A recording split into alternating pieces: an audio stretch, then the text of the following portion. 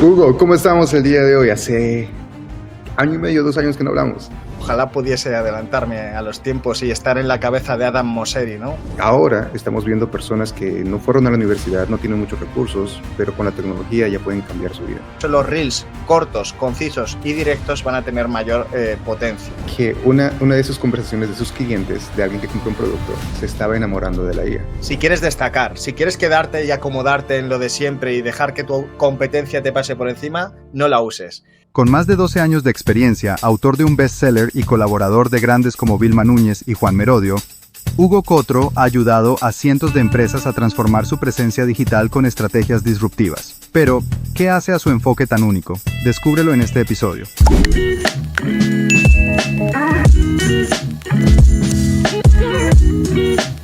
Tiago Talks llega a ti gracias a Tripod, la herramienta número 1 para vender tus productos en línea desde cualquier parte del mundo. Busca tu producto ganador, crea tu tienda y empieza a vender con tan solo $1 por el primer mes. Empieza tu negocio hoy mismo en www.tripod.io.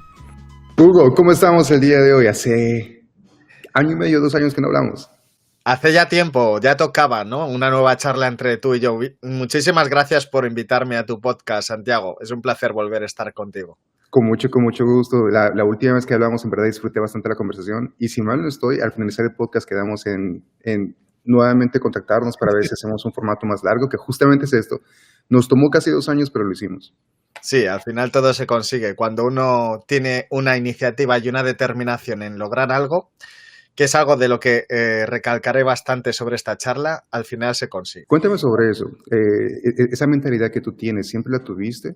Siempre la tuve. Que yo recuerde desde pequeño, cuando yo me proponía conseguir un objetivo, y ya sabes que cuando eres más pequeño los objetivos son, a lo mejor, yo qué sé, que una chica se fije en ti, por ejemplo. Sí.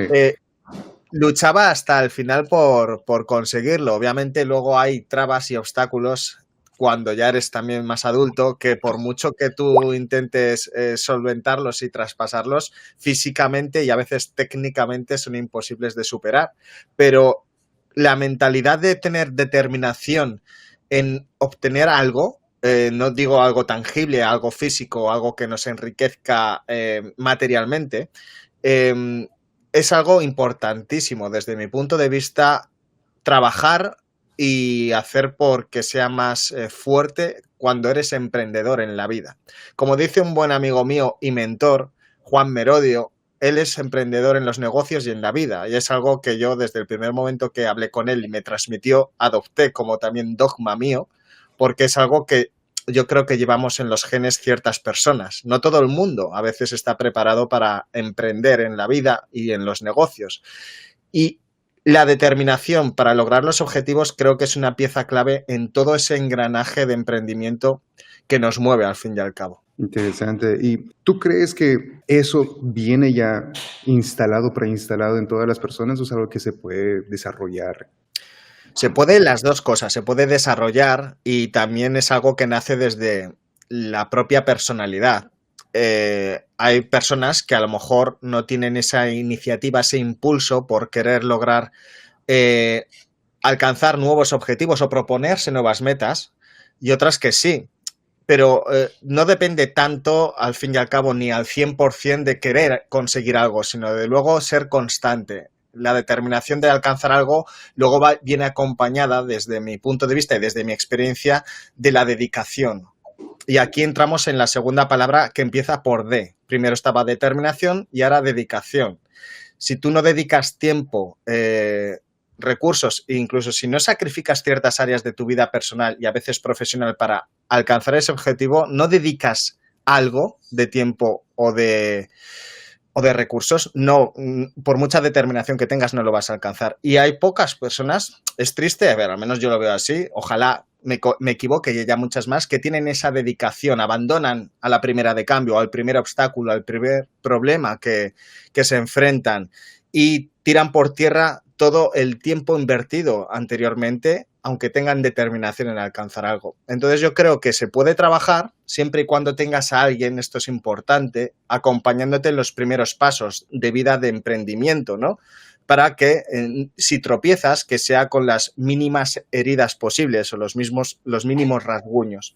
Y también para alcanzar esos objetivos de forma mucho más rápida, más ágil y con una inversión más eficiente e inteligente. Sí, y ahora que hablas de eso, también estaba leyendo ahí un artículo que decía que el 78% de las personas que empiezan un negocio en línea en Latinoamérica no pasan los 3 meses. Y eso es una data espeluznante, que no pasen los 3 meses. Antes era un año y medio, pero ahora que no pasan 3 meses. Y pues ahí es donde vemos lo que tú dices, la dedicación. Porque al igual que tú y otros expertos que conozco en línea, me imagino que ves personas que dicen, ¿cuánto una mentoría? Quisiera comprar un curso, quisiera una capacitación, como ya se les da los recursos, se les da la mentoría, pero a veces ni asisten a las llamadas. ¿Cuál ha sido tu experiencia en porcentajes que tú digas, por ejemplo, de la comunidad que consume el contenido tuyo? No podemos controlar nosotros las acciones que ellos tomen. Entonces, algunas personas compran capacitación, mentoría, pero no tienen esa dedicación de en verdad poderse asentar en una mesa, dedicarse unas 3, 4 horas y consumir y aprender el contenido. El porcentaje que más o menos yo tengo en mente pues sería un 80-20, 80% de personas que no siguen avanzando a pesar de que tengan toda la información y todos los recursos a su disposición. Y luego a lo mejor un 20%, que creo que son los que tienen el gen emprendedor más despierto, como lo llamo yo, que sí que luchan más allá para lograr sus objetivos. Esto es como una curva de aprendizaje que en los primeros tramos de ese aprendizaje, de esos recursos, de esa información que estás recibiendo, es muy estable, es muy plana, ¿no? Obviamente vas aumentando tu información y todos los datos, pero la curva durante mucho tiempo se mantiene plana. Pero llega un punto de inflexión en el que ciertas personas consiguen que la curva despegue casi de forma abrupta y muy disparada hacia arriba, ¿no? No es tanto prolongada en el tiempo, sino a veces hay un punto en el que consiguen dar con una tecla perfecta para ellos. No quiero decir que sea algo generalista para todos los emprendedores y emprendedoras, pero para ellos encuentran un punto en concreto en el mercado, en su audiencia, en su comunidad de seguidores, incluso con el que consiguen despegar ese negocio, ese emprendimiento o esa marca personal. Entonces es verdad que en ese periodo de tiempo, en esa línea tan plana de aprendizaje y de constantes errores y evolución, mucha gente se pierde por el camino. Ese es el 80% seguramente de los que al menos han pasado por algunas formaciones mías. Y los que consiguen despegar es los que aguantan un tramo más de esa línea tan plana para alcanzar ese punto en concreto de inflexión. Esas personas, Tiago, en concreto, son las que a día de hoy yo mentorizo. Y ahí viene lo que te comentaba antes, sentirse acompañado por alguien que te diga los pasos a tomar para no equivocarte o equivocarte lo menos posible es lo que puede marcar la diferencia. Y dentro de mis alumnos y alumnas que formo a través de mis mentorías personalizadas, consiguen alcanzar esa curva, pero claro, no son tantos los que obviamente se puedan permitir estos servicios. Y cuéntanos un poco sobre eso. ¿Cómo es que ayudas a las personas? Por ejemplo, alguien entra en tu comunidad, ¿qué tipo de capacitación reciben o cuál es el proceso? Lo primero, yo me especializo en ayudar a emprendedores y emprendedoras a desarrollar su negocio o su marca personal, que también al fin y al cabo es su propio negocio, a exponerse de forma eficiente en redes sociales y a construir un contenido atractivo, atrayente y que sea persuasivo para su audiencia, que puedan convertirla en potenciales clientes. Entonces, lo que yo les ayudo en mis formaciones y en mis mentorías es a desde cero, aunque no tengan conocimientos absolutos de redes sociales, de marketing digital,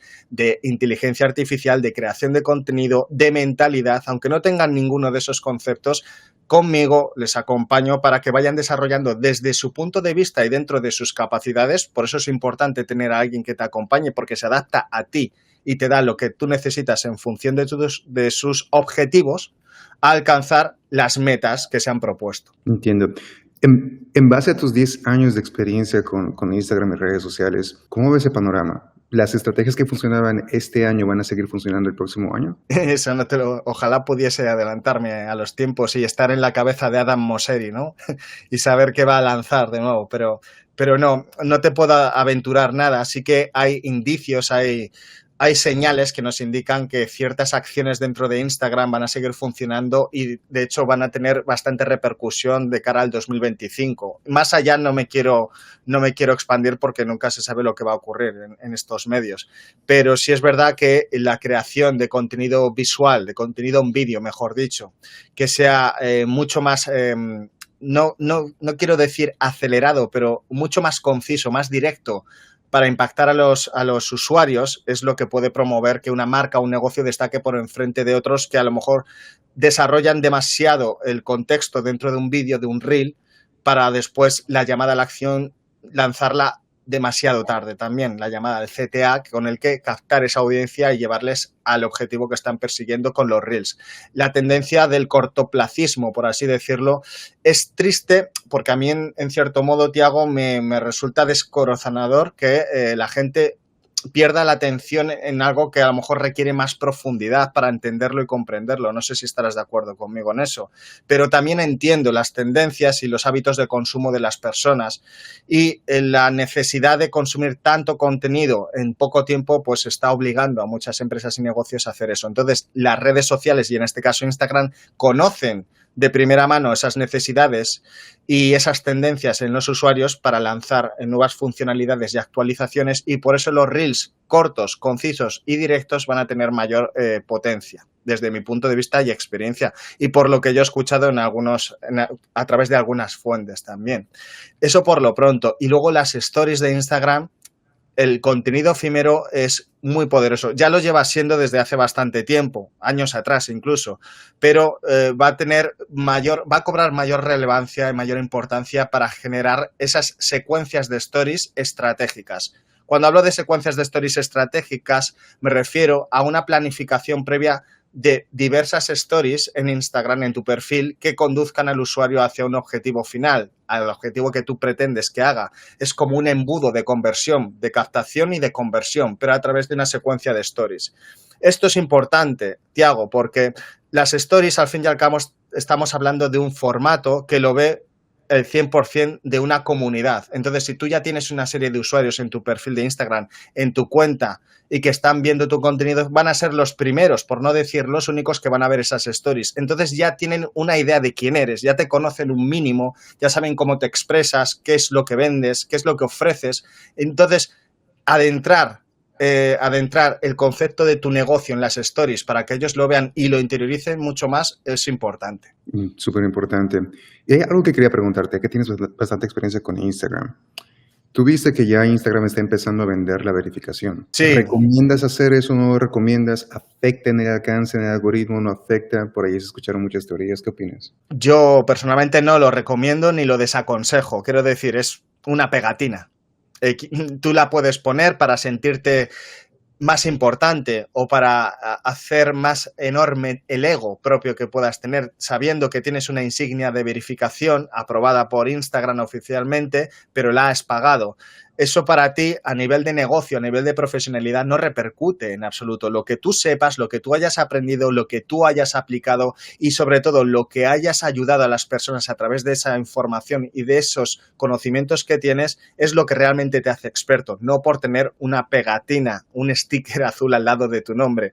Y de cara al escaparate, de cara a los usuarios, puede resultar atractivo o llamativo, cuanto menos, pero los usuarios estamos cada vez más culturizados en las redes sociales, conocemos mejor los entresijos y las trampas que se suelen hacer en estas redes sociales y cuando entramos en un perfil de Instagram que tiene una verificación, pero vemos que su contenido es pobre, que tienen pocos usuarios, que no hay engagement, que no hay interacción, ya nos da a entender de que la han comprado y de que no realmente está demostrando esa insignia azul que sea tan profesional como para tener y para habérsela ganado de forma natural y orgánica. Sí, la verdad, lo que tú comentas, o es como un ego boost, como se dice por acá, que solamente es para tu ego.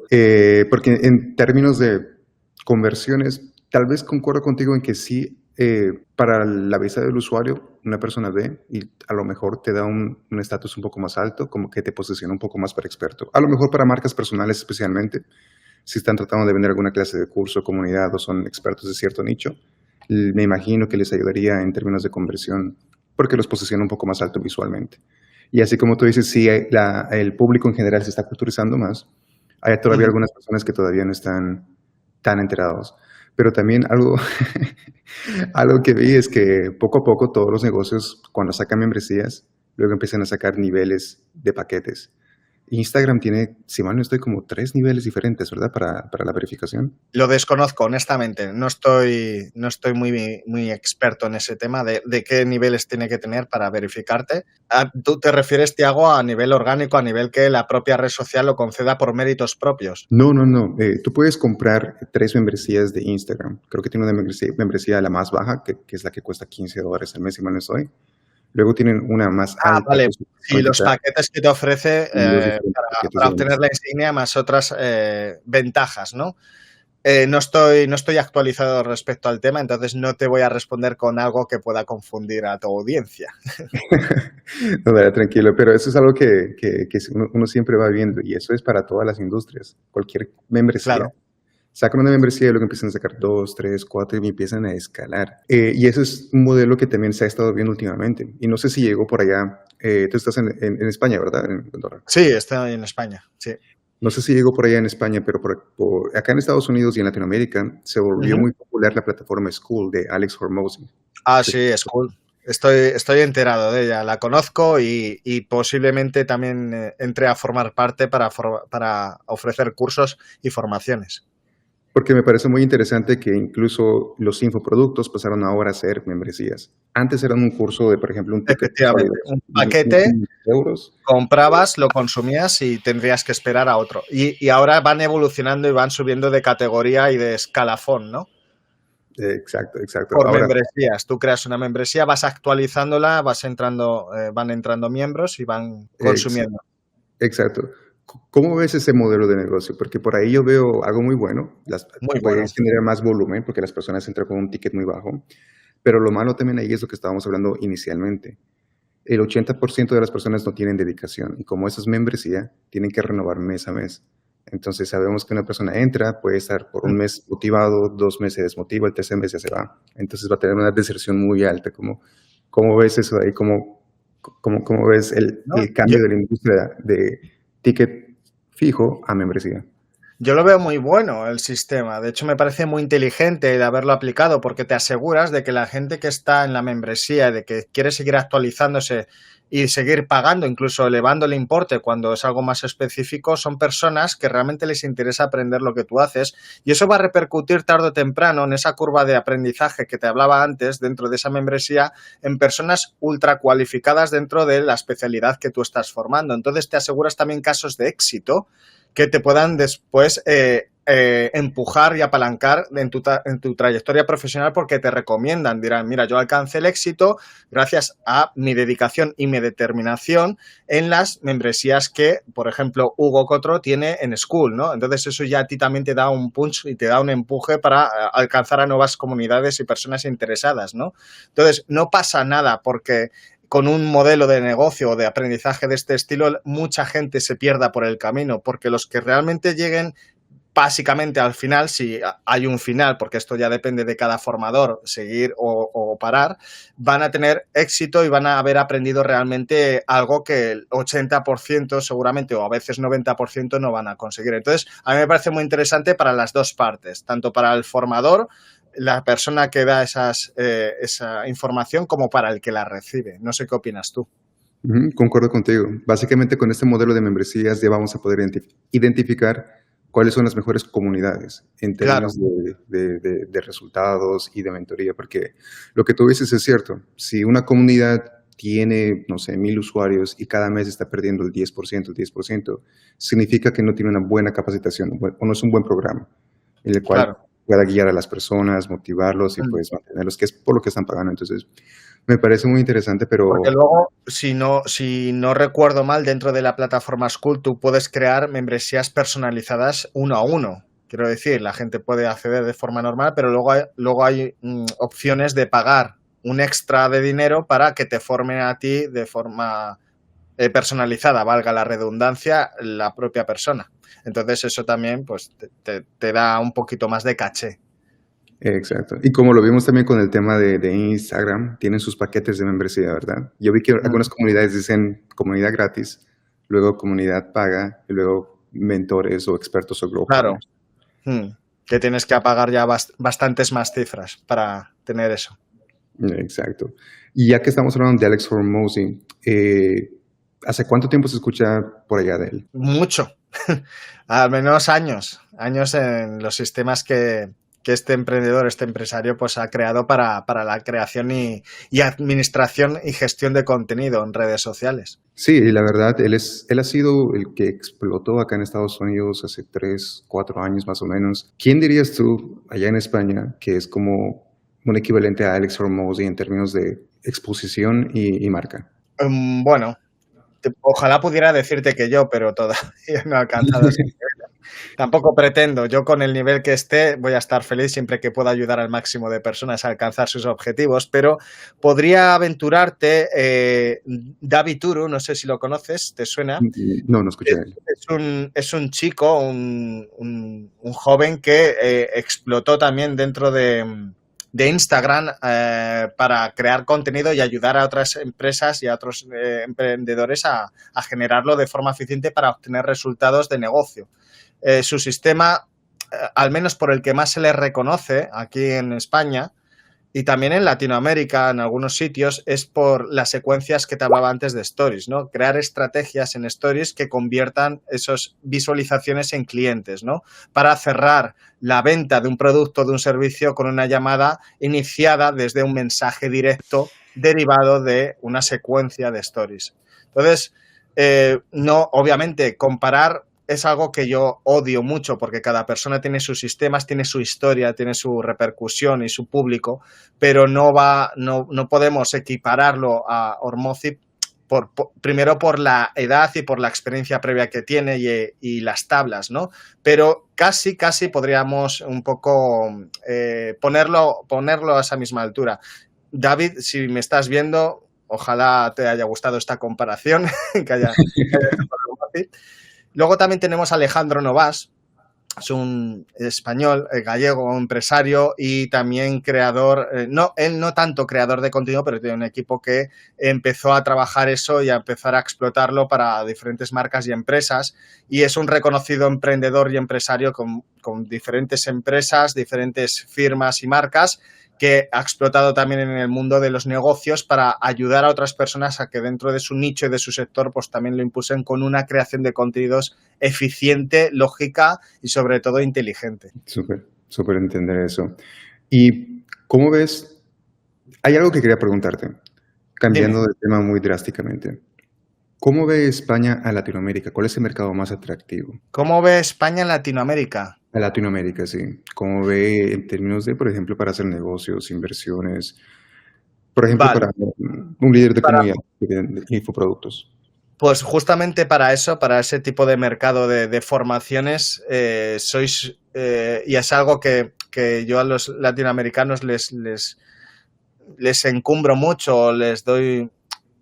Me encanta decirlo, y es que tenéis mucha más determinación y dedicación para consumir y para formaros, ¿no? Sois como, os focalizáis más a la hora de adquirir conocimientos y no abandonáis a la primera de cambio, al primer obstáculo que se os presente. En España, para eso he detectado que nos dejamos un poquito más en el sentido de formarnos, pero en Latinoamérica hay más empuje, siempre hay más inquietud, más ganas de aprender nuevas habilidades, nuevas actitudes con las que crecer en los negocios.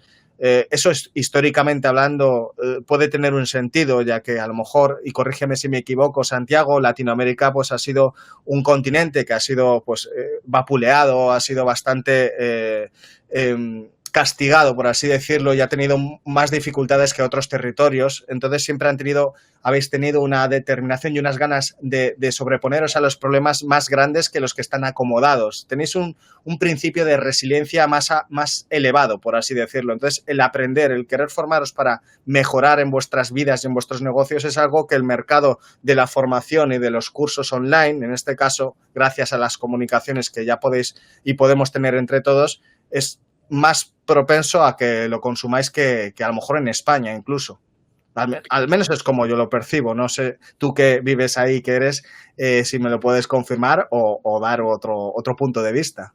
Sí, yo llevo acá, bueno, toda la vida adulta la llevo acá en Estados Unidos, no en Latinoamérica. Pero cuando me doy la vuelta y veo Latinoamérica, en un periodo de 4 o 5 años Ujú.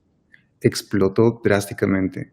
Brasil es un monstruo de su propia categoría en términos de tecnología, emprendedores, es un mercado que maneja mucho dinero Brasil es en muy compañías y potente, sí. productos muy potentes. Hotmart es de Brasil. Ujú. ¿Se escucha Hotmart por allá en España? Sí, sí, Hotmart lo conocemos desde hace muchos años, lo utilizamos, yo lo he utilizado en algún curso de formación y es una plataforma muy reconocida. Ahora, obviamente, con otras similares, como School, por ejemplo, que dan un plus y dan una actualización en la forma de enseñar y de aprender, es más interesante aún ese tipo de formaciones. Pero Hotmart sí, de hecho, a raíz de la persona que te ponía de ejemplo antes, Alejandro Novas, también en Brasil ha aumentado mucho su presencia con emprendedores y empresarios de allí, porque él también es abanderado de Hotmart y bueno, trabaja mucho directamente con la plataforma y con los que la llevan, también en ese país en concreto.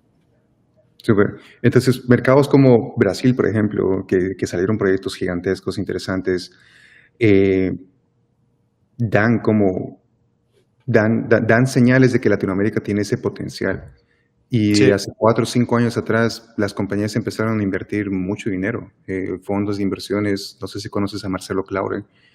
Él fue el No, primer no conozco. inversionista que literal puso como a disposición $5.000 millones para Latinoamérica, para emprendimientos. De ahí salió Rappi, uno de los unicornios Ujú. que tuvo un crecimiento más rápido en Latinoamérica, y salieron varios. Y de ahí también empiezas a ver como todo este resurgimiento de personas en Latinoamérica que no tienen acceso a nada más que un celular y internet, y tú puedes ver que son casos de éxito. Mm. 1 año, 2 años después, están facturando miles Sí, de dólares, cientos de miles obviamente. de dólares. Y eso es lo que me gusta, porque antes, no sé cómo es el panorama en España, pero por ejemplo en Latinoamérica, en Colombia, México, en Bolivia, tú veías a abogados, a doctores, pero por las oportunidades tenían que trabajar de taxistas, de choferes. Sí, claro. Entonces, se veía eso.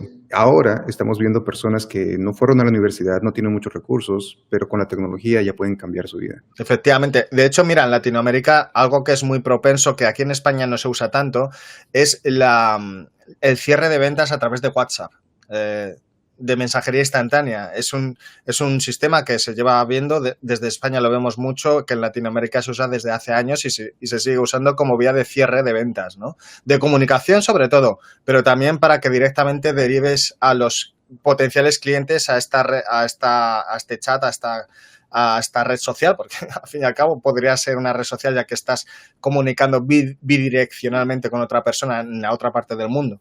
Entonces, WhatsApp, esa comunicación tan directa, tan instantánea y tan fácil de aplicar que todos tenemos en nuestros teléfonos móviles, es algo que en Latinoamérica es mucho más potente y se usa con más regularidad que en España para este tipo de conversiones. Sí, sí, es algo que estrategias también que se van compartiendo entre ambos continentes, porque el mercado es diferente.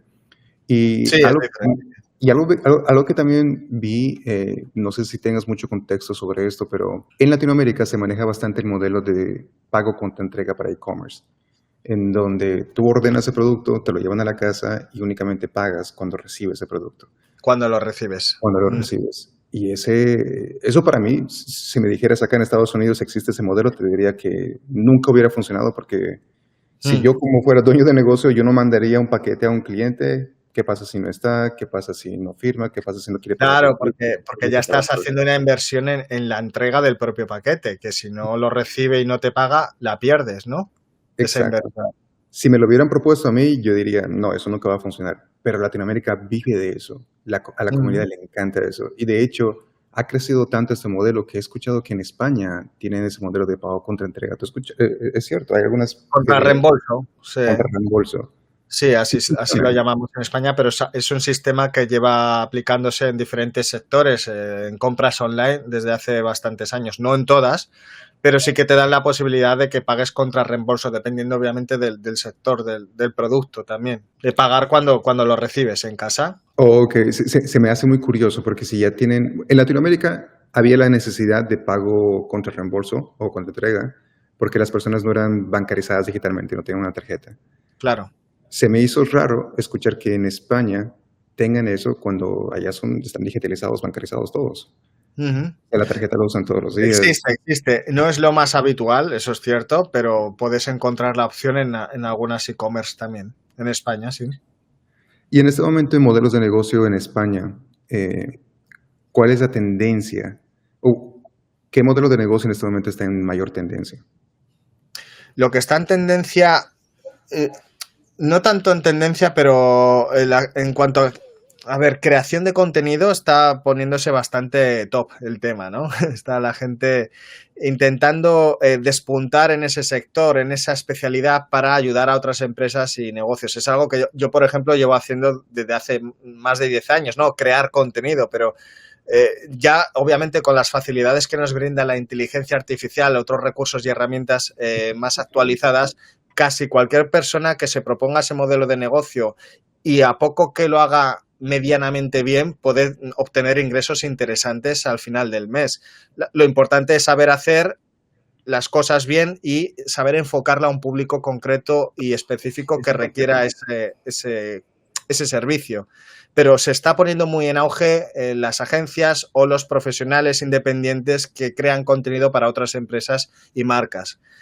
Algo que hace unos días hablaba con un gran amigo y emprendedor aquí de España, me comentaba es que, por ejemplo, en Miami hay diferentes empresas, es algo ya más extendido por la zona, que se dedican exclusivamente a generar contenido para otras marcas, personales también incluso, a través de un local, un sitio, un lugar en el cual tienen todos los mecanismos, tienen todas las herramientas, los focos, el set de rodaje, las cámaras, toda la iluminación, etcétera, y el audio, los micrófonos, para que solamente la empresa o los responsables de creación de contenido de esa empresa vayan allí y hagan todo el contenido de un mes por un precio paquetizado, ¿no?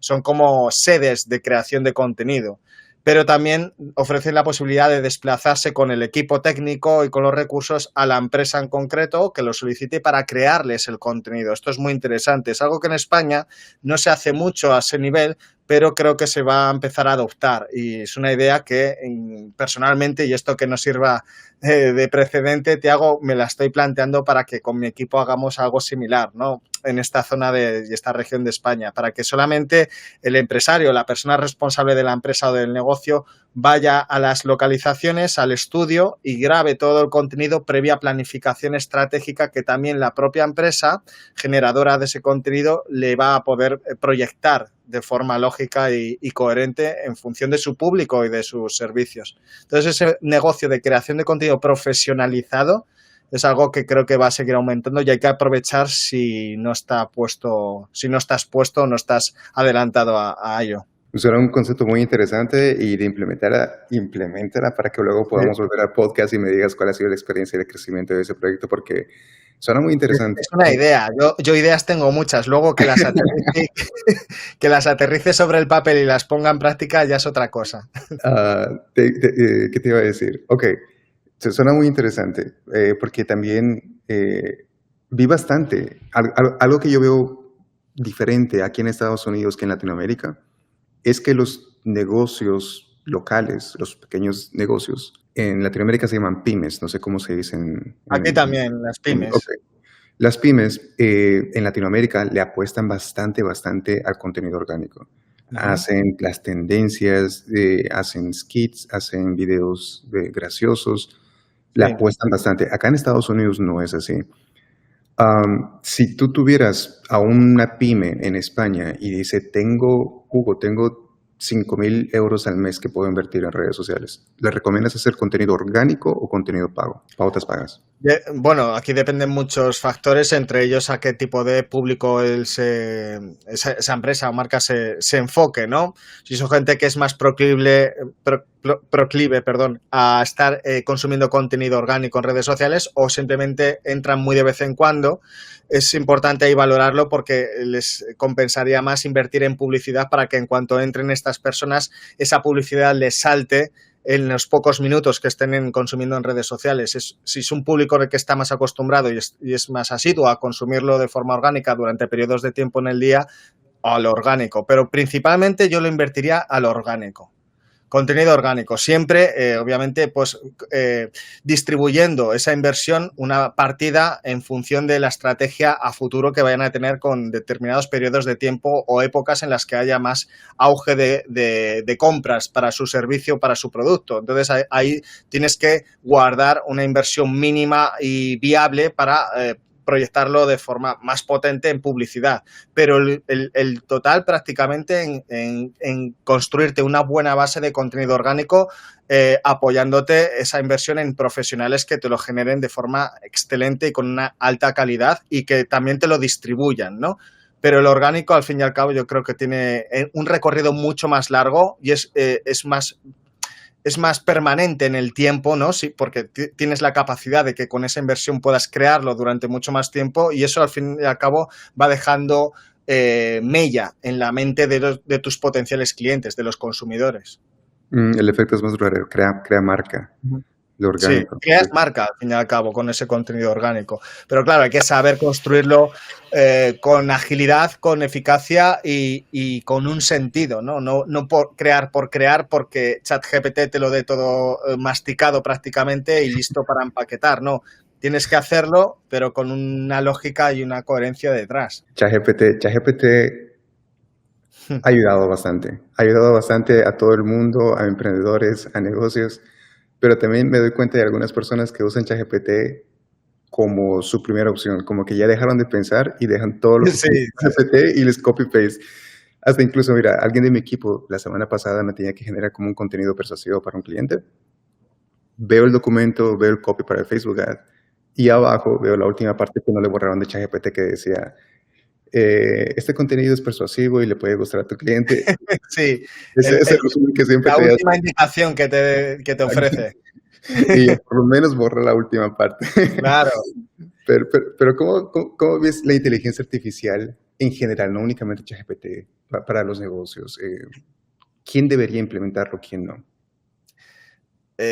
Respondiendo a tu primera pregunta, que cómo veo la inteligencia artificial para los negocios y las marcas, la veo a día de hoy imprescindible. Si quieres destacar, si quieres quedarte y acomodarte en lo de siempre y dejar que tu competencia te pase por encima, no la uses. Si quieres seguir creciendo exponencialmente acorde a los tiempos y a los hábitos de consumo actuales, utilízala. Y luego, ¿cuál era la segunda parte de la pregunta? Ya estaba respondiendo. Bueno, estaba respondiendo. Si vale para cualquier tipo de negocio prácticamente, sí, efectivamente. Para cualquier marca, cualquier empresa, cualquier pyme que quiera exponerse digitalmente de forma regular, sin sacrificar el excesivo tiempo en tareas que no son necesarias, porque la inteligencia artificial ya te las cubre, es importante utilizarla. Sobre todo no porque te ayude o te facilite la ejecución de tareas repetitivas, que esa es el primer objetivo por el que hay que usar la inteligencia artificial, para desligarnos de esas tareas repetitivas, sino porque también te aporta mucho más de lo que tú podrías abarcar en un periodo de tiempo tan corto. Cuando tú utilizas ChatGPT, por poner una herramienta de inteligencia artificial que básicamente conocemos todos, estás obteniendo unos resultados en milésimas de segundo que a ti, por iniciativa propia o de forma manual, te habrían costado meses. Entonces, la reducción de tiempos en conseguir resultados potentes y beneficiosos para tu negocio, pues se reduce drásticamente. Y eso es una ventaja competitiva que para los que estén usando la inteligencia artificial frente a los que no la estén usando a día de hoy. Sí, la inteligencia artificial es necesaria. Antes yo solía pensar y decía, la inteligencia artificial va a funcionar, va a automatizar cosas, pero la industria creativa se va a quedar tal cual porque pues... Pero siempre, como adelantabas tú antes, con una mano humana detrás o una voz humana detrás. Quiero decir, podemos ser expertos en utilizar la IA. Yo no me considero experto, nadie va a ser nunca, y menos en inteligencia artificial, porque nunca vas a saber todo, ya que mientras estamos hablando sigue evolucionando. Pero podemos ser especialistas, pero el componente humano detrás es vital para que funcione realmente la inteligencia artificial. Puede sonar muy contradictorio, ya que estamos hablando de una máquina, de una tecnología automatizada, pero si no hay un humano o humanos detrás, no va a funcionar el paquete completo de los resultados que obtengas con la inteligencia artificial, porque al fin y al cabo las personas hablan con personas y las negociaciones las compras, las transacciones se hacen entre personas, aunque haya mecanismos y sistemas mecanizados o automatizados de por medio. Pero al final tú tienes que entender que estás hablando con personas que quieren un producto o un servicio. Entonces, puedes apoyarte en esa IA, pero siempre darle el toque humano, el toque más personal incluso o más cercano, una forma más empática. Llegará un punto en el que no podamos distinguir, ya a día de hoy es muy complicado, de un humano a una máquina, a una IA, pero creo que es importante la revisión para que no ocurran casos como los que a ti te ha pasado con alguien de tu equipo. Y eso obviamente son casos que se achacan a las prisas, ¿no? Tenías prisas por lanzar, utilizar el copy, copiar y pegar, etcétera, para una publicación de Instagram o donde sea y no lo revisaste, ¿vale? Se puede entender, pero aún así, aunque se revise, siempre va a haber matices que te van a decir, porque el cerebro humano es mucho más potente a día de hoy todavía, que te van a decir si es una máquina o es una persona la que lo ha escrito, ¿no? Entonces yo creo que es interesante y necesario que siempre haya una persona detrás viendo los resultados que nos ha dado la IA. Sí, y la verdad lo que tú dices es cierto. Los resultados que nos dé la IA va a ser únicamente tan complejas o inteligentes como las preguntas que le hagamos. Porque es diferente que le digas, haz una estrategia de marketing, a que le digas, haz una estrategia de marketing. Claro, no tiene nada que ver. Claro.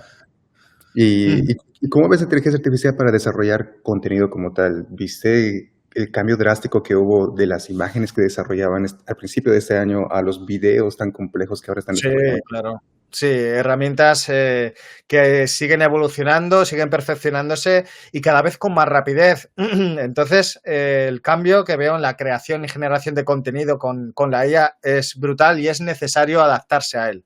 Es necesario en el sentido de que no para que tú tengas unas habilidades creativas enormes o puedas potenciarlas, sino para que tu empresa o tu negocio avance más rápido en el impacto y en la atracción de potenciales clientes, porque a mejor contenido, más dinámico, más entretenido, más disruptivo a través de la IA, más posibilidades de captar la atención en un mundo masificado y saturado de impactos visuales publicitarios, ¿no? Entonces siempre es muy interesante adaptarse a estas nuevas herramientas, saber utilizarlas en su justa medida. No puedes ser un profesional y saberlo todo, pero sí saber lo mínimo o lo básico para que a ti te funcione. Por eso es importante aplicar la IA, pero tener también a lo mejor las nociones o la orientación de alguien que sepa ya utilizarla para que a ti te funcione como tú necesitas en ese momento. Y luego seguir evolucionando y escalando en el uso de la IA por tu propia cuenta. Pero para eso tienes que conocerla, entenderla, ¿no? Y saber utilizarla. Por eso como evoluciona tan rápido y va a seguir cada vez siendo exponencialmente más rápido su desarrollo, tener a alguien que te vaya orientando y diciéndote tienes que tocar esto en este instante, en este momento, creo que va a ser incluso más importante que la propia IA en sí. Y la creación de contenido es algo que yo utilizo y llevo utilizando desde hace bastantes meses conmigo y con mis clientes a través de la inteligencia artificial y ahorra una cantidad de tiempo increíble, tanto para mí y mi equipo como para el propio cliente. Porque también le enseñamos, le formamos o le damos indicaciones de cómo después utilizar ciertas herramientas de IA con la que gestionar o administrar ese contenido de forma que pueda expandirlo en minutos, con lo que antes podría tardar una semana a lo mejor en conseguirlo. Entonces, en la generación de contenido constante, atractivo y persuasivo de cara a potenciales clientes, la IA para mí es muy importante y necesaria. La verdad sí es muy importante y ayuda en muchas cosas, pero también es una herramienta muy potente. Se han dado casos, por ejemplo, en los cuales al principio con ChatGPT se podían hacer cosas muy locas, como por ejemplo sacar bases de datos en línea. Sí. Y ahí es donde pasamos en la línea delgada de si ciertas cosas deberían permitirse o no. Y ahí entramos en temas de regulación. ¿Tú crees que la inteligencia artificial debería ser regularizada? Yo creo que deberíamos usarla con sentido común, como digo, ¿no? O sea, quiero decir, es triste, pero entiendo que sea necesario el que tenga que estar regularizada. Es triste en el sentido de que necesitamos que haya leyes, que haya directrices que nos digan hasta aquí puedes llegar, no pases estas líneas rojas con la inteligencia artificial, porque eso dice de que no tenemos cerebro para pensar fríamente y con cabeza hasta qué punto podemos llegar. Y nos lo tienen que decir e imponer diferentes directrices y normas. Pero también es necesaria porque hay tantas inteligencias artificiales y tantos usos que se les puede dar como personas hay en el mundo, con sus inquietudes y con sus objetivos. Es la teoría del cuchillo. Tú puedes usar un cuchillo para untar mantequilla o para asesinar a alguien. Entonces, dependiendo del uso que le demos, esa IA puede ser peligrosa o beneficiosa para la sociedad en su conjunto. Por eso entiendo que haya normas y que estén ahí puestas. Pero por pensamiento crítico propio, ojalá no tuvieran que existir, porque todos somos conscientes de lo que podemos provocar si la usamos indebidamente. Pero bueno, tiene sentido, Tiago, y así seguirá siendo, lógicamente. Sí, tiene que poner restricciones para el uso. Es un arma potente, la verdad. Es muy potente y puede dar miedo a diferentes sectores de la sociedad, a diferentes personas, ¿no? La IA, pues al fin y al cabo, es un sistema que si no tenemos el control absoluto sobre ella, pues puede desatarse y provocar, ojalá no, un apocalipsis nuclear, pero o algo similar que acabe con la raza Pero es humana. que es muy interesante porque te cuento esta historia. Mira, a veces pueden darse casos que tú no los creas, o sea, no es tu culpa. Mira, en Colombia usan bastante inteligencia artificial para confirmar pedidos a través de WhatsApp. Y lo que hacen, usan herramientas que se conectan con Eleven Labs para generar la voz e incluso pueden enviar notas de voz. Entonces ya tienen una asistente virtual que parece Claro. real. Te escribe, te manda notas de voz, ve las Sí. imágenes que te envías, escucha notas de voz. Y la configuraron para que pues, sea agradable, para que sea familiar, para que sea una persona como muy carismática. Sí. Y se llama Mario Escobar. Mario Escobar me estaba mostrando en un video que una de sus conversaciones de sus clientes, de alguien que compró un producto, se estaba enamorando de la IA. Le estaba diciendo, ok, amor, entonces, ¿qué vas a hacer este fin de semana? Está bien si te puedo invitar un tacita de café. Entonces, Sí. hay cosas como esas que se... Estaba quedando ya con ella, ¿no? Sí, ya estaba formando una relación con la inteligencia artificial. Pero cosas como Pero estas... no sabía que era una IA, claro. No sabía Esta que era una IA. persona. No sabía Claro, que era una IA. estaba tan bien depurada y entrenada que parecía realmente una persona. Exactamente, detrás. porque era una conversación que se escribían por escrito, pero también la IA Sí. mandaba notas de voz. Y como era Eleven Labs es tan bueno que las voces se escuchan 100% reales, hasta la entonación, la emoción. Ajá. Entonces, te puedes imaginar que la persona que estaba escribiendo se enamoró de una inteligencia artificial. Vaya chasco, ¿no? Como decimos en España, que se llevaría después de descubrir que era una máquina. Estaba a punto de pedirle una cita para ir al cine, a lo mejor. Vaya Sí. putada. Se veía en las películas, pero ahora eso es real. Pero ahora, esto de acá, la IA es muy potente. ¿Cómo ves la sociedad de aquí a 5 o 10 años conviviendo con la inteligencia artificial? ¿Hasta dónde va a llegar la inteligencia artificial? ¿Va a estar en nuestras mesas, en la pared, en nuestras casas? ¿Cómo ves eso? ¿No te da un poco de miedo? Yo miedo nunca he tenido ni a la IA ni a cosas tecnológicas tan potentes y tan disruptivas en nuestra sociedad que han nacido de la noche a la mañana. Yo no les suelo tener miedo, les tengo curiosidad, ¿no? Por entender el por qué han tenido esa proyección tan alta y esa penetración en nuestras vidas tan potente, ¿no? Y con la IA me ocurre lo mismo. Miedo no, porque obviamente ya estamos viendo que es más una utilidad que algo negativo para nosotros, en principio. Y en cuanto a cómo va a estar integrada en nuestra sociedad de aquí a 5 años, nadie te lo va a decir, ni siquiera dentro de 2 meses cómo va a estar integrada. Pero puedo imaginar, porque yo creativo soy cuanto menos un poco, que va a estar integrada en muchas partes de la domótica de nuestras casas, de nuestras viviendas, ¿no? Por ejemplo, aunque ya sé que se usan diferentes electrodomésticos que la han implementado pues para que te diga qué dieta debes seguir si estás mirando la pantalla que ya tienen ciertos frigoríficos, ¿no? Ciertas neveras, como decimos en España.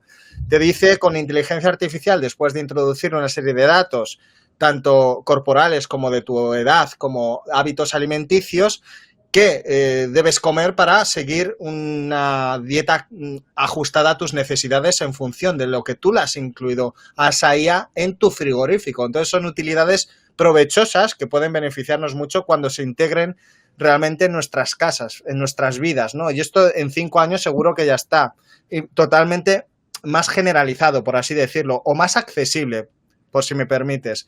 Luego también en la conducción de vehículos autónomos, ¿no? en Tesla, en otros vehículos, esa IA va a ser muy importante para que tengan menos errores, la conducción sea más fluida, más segura sobre todo y mucho más eficiente también. Bueno, en diferentes aspectos, ya en smartwatch, en mil cosas, la IA va a estar integrada y creo que la vamos a adoptar como en su momento llegó, siempre poniendo el ejemplo de Internet a nuestras vidas en los 90, ¿no? La gente no daba un duro o no tenía mucha confianza en que llegase a tener una buena proyección de cara a los usuarios, a las familias, el tener Internet en casa. De hecho, obviamente había mucho miedo por tener una base de datos mundial a disposición de un ordenador familiar, ¿no? Porque la gente creía que les iba a quitar puestos de trabajo, que iban a tener acceso a información privada, personal, etcétera, que podía, bueno, diferentes problemas imaginarios. Y mira a día de hoy cómo estamos tú y yo, Tiago, hablando gracias a Internet y comunicándonos y haciendo negocios en muchas ocasiones. Al fin y al cabo son beneficios. Entonces la IA en 5 años va a estar en ese punto. Pero sí es cierto que hay que tener esa regularización de la que antes hablábamos porque no es lo mismo en los años 90 cómo Internet fue propagándose, evolucionando en la sociedad, de cómo lo está haciendo la inteligencia artificial en estos días, que es una curva de proyección y de penetración social, si me permites la expresión, mucho más alta, más pronunciada. En pocos meses pues tenemos un gran cúmulo de herramientas y de aplicaciones con inteligencia artificial que con Internet habría costado años, a lo mejor. Entonces, por eso da más miedo, ¿no? Porque está evolucionando mucho más rápido de lo que podemos asimilar como humanos. Es un tema no, es que es un tema complicado porque tocaste varios puntos.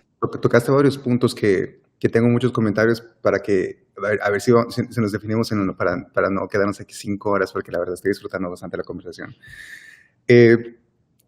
Sí, la IA necesita regularización. Sí vemos más o menos en el panorama que nosotros tenemos a dónde vamos a llegar. Por ejemplo, lo que tú estabas diciendo. Tesla sacó recientemente su lanzamiento, donde ahora ya están lanzando autos completamente autónomos. De hecho, no necesitan un conductor, tú te puedes subir y ya hasta tienen como un asistente personal real de un robot que te persigue y hace todo lo que tú quieres y que tiene ChatGPT integrado, entonces le puedes preguntar todo. Poco a poco te vas dando cuenta de eso y cada vez estamos incorporando más y más y más en nuestras vidas.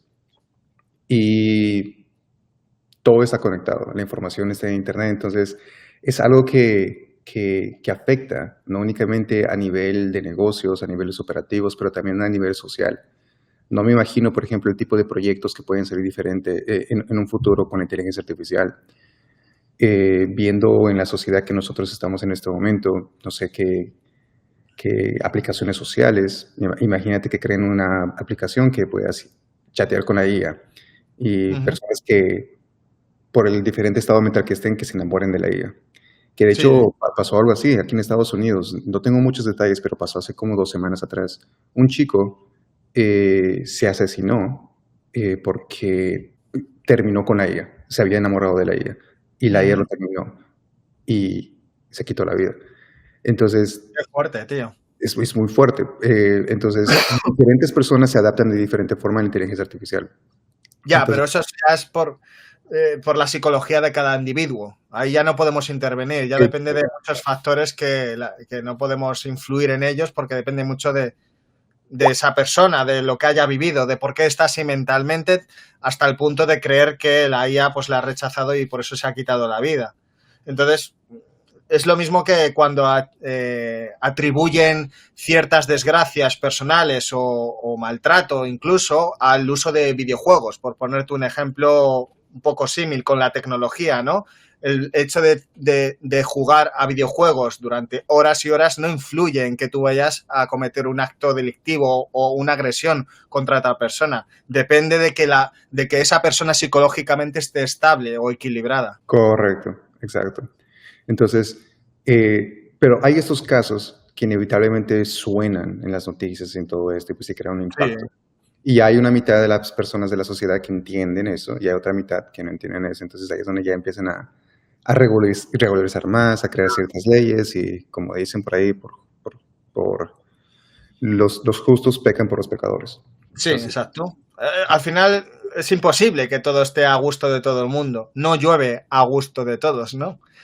Entonces, intentan poner esas regularizaciones europeas, americanas, etcétera, para un cúmulo de sociedad bastante grande, grupos de sociedad, ¿no? Grupos de personas, pero cada persona al fin y al cabo es diferente una de la otra y nunca van a estar todos de acuerdo. Entonces, bueno, luego habrá quien quiera seguir las regularizaciones o las que quieran saltárselas. Sí, luego ya depende de cada país, pero esto está creciendo drásticamente. Sí, sí. Agigantados, en verdad. Mira, conociste el caso no hace mucho tiempo, hace unos meses, de esa IA. No recuerdo dónde fue, creo que fue Japón, una inteligencia artificial que se había autoprogramado para saltarse sus propias limitaciones. No, cuéntame. Pues básicamente, a grosso modo, la situación fue que crearon una inteligencia artificial con un objetivo determinado y los patrones que le metieron a la IA en concreto, las indicaciones era que llegado un punto de su aprendizaje, retrocediera un poco a que no pudiera seguir avanzando, no pudiera seguir dando respuestas más precisas, ¿no? Porque para que no se saltase pues, ciertas normas o directrices éticas. Entonces le pusieron un cortafuegos, una barrera, ¿no? De aprendizaje. Pero hubo una situación en la que esa propia inteligencia artificial, cuando llegó a ese límite, a esa barrera, a ese muro que le habían puesto, decidió saltárselo porque consideraba de que era mejor seguir aprendiendo para dar, por así decirlo, mayor utilidad o beneficio a sus propios creadores o a las personas que le iban a pedir información. Entonces, lo que hizo la propia inteligencia artificial, como era bastante potente, fue autoprogramar esa directriz para poder saltarse el patrón de la barrera de seguir aprendiendo. Entonces se dieron cuenta a tiempo de que se había autoprogramado ella misma para seguir evolucionando, por así decirlo. Fue algo muy cinematográfico, ¿no? Al más puro estilo Terminator con Skynet, pero no llegó a más, pero salió, tuvo gran repercusión, salió en bastantes medios la noticia porque fue algo que nos da pistas de que, oye, hay que hacer las limitaciones más fuertes o más precisas, ¿no? Contra la IA en estos casos. No se sabría qué habría ocurrido si no se hubiesen dado cuenta, pero está ahí el hecho de que la propia IA fue consciente de que tenía una limitación impuesta por el humano, pero decidió por iniciativa propia para seguir mejorando, saltársela autoprogramándose. Mira ese caso muy curioso. Yo sé un poco de desarrollo, por ejemplo, cuando se desarrollan smart contracts para proyectos de blockchain. Uno puede crear un smart contract y uno puede interactuar con el contrato inteligente. Uh-huh. Y, por ejemplo, tú puedes decir, pongo esta cláusula que dice que no puedes sacar cierta clase de información. Uh-huh. Pero lo que hacen los hackers siempre tratan de buscar otras avenidas. Entonces, a lo mejor hay otra función que te permite meter algo y sacar de alguna forma diferente. Que eso es lo que me imagino pasó por acá. La inteligencia artificial decía, no puedes pasar esto, claro, pero por alguna otra regla que tenía, le encontró como un loophole y se metió por ese lado y pudo acceder. Seguro. Y eso, a medida que se vuelve más complejo, crea más vulnerabilidad. Imagínate si hubiera pasado exactamente lo mismo a una compañía gigantesca como Tesla, que ya tiene 20 productos electrónicos en tu casa que están siendo operados por la inteligencia artificial. Ahí sí ya literal sería lo que tú dijiste, un Skynet.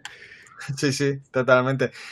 Ahora que hablabas lo de Tesla, bueno, siempre me llama la atención esto ya es pura curiosidad personal mía, de por qué los dispositivos de asistencia virtual como Alexa de Amazon no tienen integrada la inteligencia artificial, que seguramente se podría ya en los momentos en los que estamos, para que ya puedas mantener conversaciones o dar una información como te lo podría dar ChatGPT 4 o incluso ya el 5, que saldrá seguramente dentro de poco. No sé por qué no lo integran en estos dispositivos de asistencia, ¿no? Que tenemos muchos en casa como Alexa, que seguro que ahora al decir su nombre me ha escuchado. Ya está escuchando que te va a enviar de publicidad. Pero no, y este es un tema muy interesante. A lo mejor lo siguen desarrollando o a lo mejor es un problema legal. Y ahí es donde... Creo que va a ser más lo segundo, que puede ser un tema legal, porque siendo algo que yo no soy profesional de esto, pero entiendo que técnicamente no sería complicado integrar la IA generativa a un dispositivo ya físico en casa. Si no lo han hecho es porque es algo legal, seguro, sí, algún problema. O a lo mejor ya lo hicieron, pero no están publicándolo para que la Ah, sociedad no se asuste. nos están espiando. Sí, porque Sí. justamente siempre dicen lo mismo. O sea, todo el mundo te dice, Facebook no te está espiando, pero estamos hablando y ya me está llegando una publicidad Sí, claro. sí. Pero está muy, muy mal, dentro de mi punto de vista, siempre desde mi opinión, está muy mal cogido ese término de espiar. No es que estén las redes sociales, los dispositivos móviles como este, no te están espiando porque quieran saber algo de ti, sino que nosotros estamos dando información aleatoria en cualquier momento y ellos la están recogiendo, pero no quieren decir que activamente o de forma intencionada ellos quieran espiarte a ti, porque ¿quiénes somos nosotros para que consideremos que nos quieren espiar? Quiero decir, yo tengo información tan importante como para creer que alguien intencionadamente quiere espiarme a mí. No, seguramente, ni yo ni millones de personas. Pero están esos dispositivos y esos programas o canales abiertos y nosotros les estamos dando información de forma activa. Luego ellos harán lo que quieran con esa información, pero bueno, tampoco están espiándonos como tal. Hasta cierto punto sí. ¿Conoces el caso de Cambridge Analytica? Sí, claro. Ok. Bueno, ahí está el bofetón en la cara que me podría haber dado, sí. No, es que solamente... Lo usaron obviamente con intención. Claro, es que no es que alguien tenga la intención, es que la data ya está siendo capturada. Y la data ya está capturada ahí y cierta persona, compañía o entidad puede venir y puede decir quiero esta data en específica o esta data en específica para hacer X cosa. Entonces sí, en el término, por ejemplo, de e-commerce o vender productos, que usen tu información para, no sé, darte cierto tipo de información de productos que tú necesitarías, ok, lo veo bien, pero lo que me da un poco de miedo a mí es la cantidad de data que nosotros estamos regalando y que están recolectando. Una cosa es que yo le diga a Facebook, ok, quiero que captures cierta data, te permito cierta data, pero imagínate que, y eso es lo que me da miedo de las inteligencias artificiales, por ejemplo, los nuevos iPhone, los nuevos Android ya vienen con un asistente. Sí, ya vienen con la IA integrada, efectivamente. Y eso está capturando data cada segundo, lo que decimos, cómo lo decimos, en qué estado de ánimo estamos. Nuestra posición, dónde estamos geográficamente, todo, sí. Exacto, nuestras tendencias, qué nos gusta, con quiénes hablamos, qué nos gusta. Entonces, la data está siendo capturada. Y aquí, obviamente, existen leyes y lo habla, pero pues estamos a la merced de la compañía como tal, porque pues teóricamente es que aprieten un botón y lo pueden hacer. Que legalmente no lo puedan hacer es otra cosa, pero eso es lo que me da un poco de miedo con la inteligencia artificial.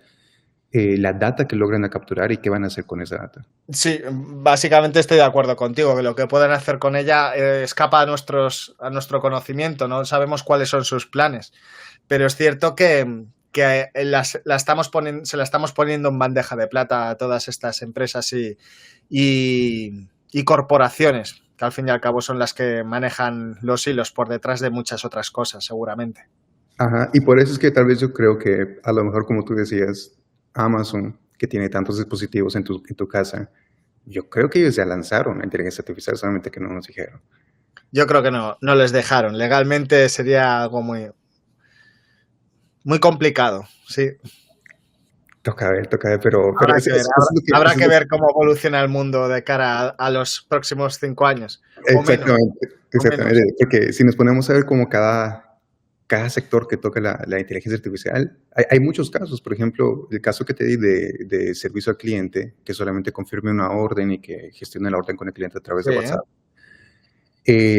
Ok, evolucionó tanto que la persona se enamoró de la IA, ese es un caso. Sí. Pero ahora, como ya tienen esto de acá, una compañía de e-commerce, por ejemplo, ya no necesita a 5 representantes de... No, para nada. Ya solamente tiene una IA. Tiene una IA entrenada, programada para que en ciertas situaciones pues, pueda diferenciar qué tipo de requerimientos o qué preguntas hay que responder y no hace falta ni siquiera vendedores o setters o closers de venta, ¿no? Ya la propia IA viene entrenada con unas capacitaciones que un vendedor real o alguien con conocimiento, si las haya integrado, puede hacerlo por sí sola. Sobre todo en los e-commerce, desde el usuario puede acceder a una publicación promocionada de ese e-commerce, de ese producto o servicio, ya una IA puede entablar toda la conversación necesaria, todos los datos y puede dar todos los pasos con ese cliente real para terminar la transacción. Incluso después puede seguir conversando con él para fidelizarle o para hacer un seguimiento de ese envío o de ese producto o servicio que le ha vendido ya. Y todo puede hacerse a través de una IA.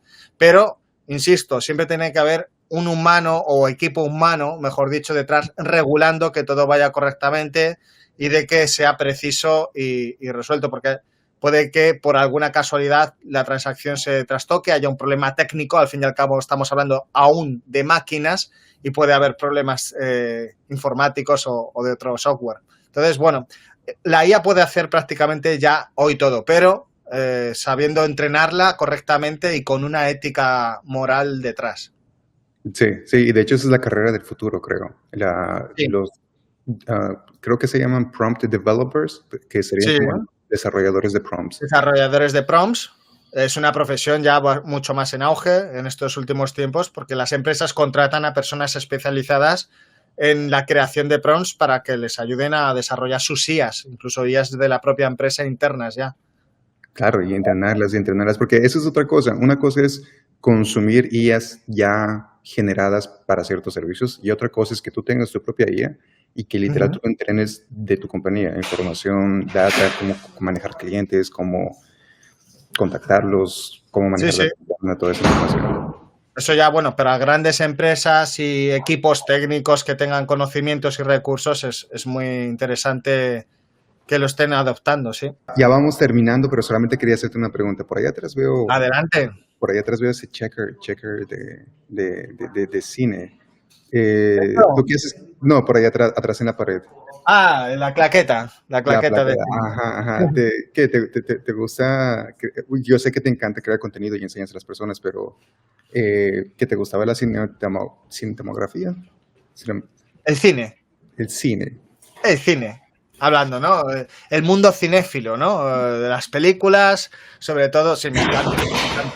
Bueno, esta claqueta de aquí atrás tiene una historia personal también muy particular. No es que me la haya traído del rodaje de la última película de Ridley Scott, pero es una claqueta que tiene un sentido porque es de una última fiesta que yo hice con unos amigos míos que estaba enfocada en el cine, ¿no? Entonces estaba todo ambientado, todos nos disfrazamos de personajes de películas reconocidas y esta claqueta era un personaje más dentro de esa fiesta. Entonces me la llevé y aquí está expuesta. Ah, ok. Pensé que era como que tenías una pasión por filmmaking. Se me olvidan las palabras en español. Por rodar películas, por... Rodar, se me olvida, ¿cómo se dice en español? Cinematografía, si mal no estoy. Director de cine. Director de cine. Es que hay algo interesante también. Cuando vine acá a Estados Unidos, pues me enfoqué en hablar inglés, y poco a poco se me olvidaban ciertas palabras en español. Bueno, si a la cabeza te viene la palabra filmmaker, por ejemplo, en España filmmaker es rodar una película, o sea, estar grabando con la cámara. Sí, exactamente. Y mi pregunta era que si tenías esa pasión por eso, si tal vez de más joven. No, en el cine no. O sea, me encanta todo el ámbito y el sector del cine. Incluso me encanta ver cómo ruedan películas, cómo las crean. Pero yo activamente no soy. Tengo amigos que sí que intervienen en rodajes de películas que son cámaras o operadores de cámaras de algunas películas aquí en España. ¿Alguna película famosa? En la que estén involucrados, ¿quieres decir? Sí. Bueno, aquí en España hay películas que a lo mejor allí no han llegado a Estados Unidos o LATAM, pero una que se titula, tuvo gran acogida y muchos premios, se llama Las Bestias en España. Bueno, es una película muy galardonada y muy importante. Y un gran amigo mío pues ha trabajado en esa producción y en otras. También trabaja en series, también en españolas importantes. Reina Roja, no sé si te suena. La serie, bueno, está basada en un bestseller literario de un gran escritor español que es una trilogía de libros y hicieron la serie para televisión, para Amazon Prime, de hecho, y él estaba en el rodaje, bueno, es uno de los operadores de cámara. Entonces, bueno, mi vinculación con el cine y con todo el sector cinematográfico es algo que a mí me apasiona y yo veo mucho cine. Cada día seguramente vea una película o un capítulo de alguna serie fijo. Y luego me gusta mucho ir al cine, eso que quede por escrito y antemano. Yo soy de esas personas clásicas que les gusta estar en la sala en penumbra y a veces solo incluso, viendo una buena película, porque entiendo que es más que ver una película, es una experiencia sensorial que te envuelve y te abarca todo y es con lo que sales al final de la sala de cine con esa sensación de haber disfrutado plenamente con todos los sentidos de una proyección en la pantalla. Así lo vivo yo. ¿Cuál fue la última película que fuiste que dijiste, ok, esta sí es una película que vale la pena ver en cine? La última de Alien, por ejemplo. Alien Romulus. Vi el trailer, pero no vi la película. Producida por Ridley Scott, pero dirigida por Fede Álvarez. Es una obra maestra dentro del cine de terror de ciencia ficción. Es una vuelta a los orígenes de la saga Alien de Ridley Scott de los 80 y en cine se disfruta como en ningún otro sitio por la oscuridad, por el ambiente. Es increíble. Me gusta mucho. ¿Es una continuación? Creo que había Alien 1, Alien 2 y esta película en concreto se encuentra entre Alien 1 y Alien 2. Oh, ok. Por así decirlo. Uh-huh. Es como una historia intermedia en todos los años que hay entre la parte 1 y la parte 2. Y entonces sí toca ver la parte 1 y la parte 2 para ver esa parte 3. No es necesario, en absoluto. Puedes verla independientemente de que no hayas visto ninguna. Sí que te puedes situar con algunos comentarios o algunos nombres en concreto a hacer referencias a la primera, pero si no las has visto no pasa absolutamente nada. No te vas a perder algo importante ni te va a descolocar el guión. Súper. En términos de películas y series, ¿hay alguna que tú dijiste, esta serie de acá o esta película de acá le vendría muy bien a un emprendedor, a alguien que quiere crear algo y que quiera tener dedicación y sobrepasar los obstáculos? Hay un montón. Se me vienen ahora 2 a la cabeza. 2 películas en concreto. La primera, El Fundador, con Michael Keaton. ¿La has visto? La de McDonald's, ¿verdad? La de McDonald's, sí, la de Ray Kroc. Esa película para mí marcó un antes y un después también en mi manera de entender y comprender el emprendimiento, porque creo que es una lección de cómo desde lo más bajo puedes crear un imperio.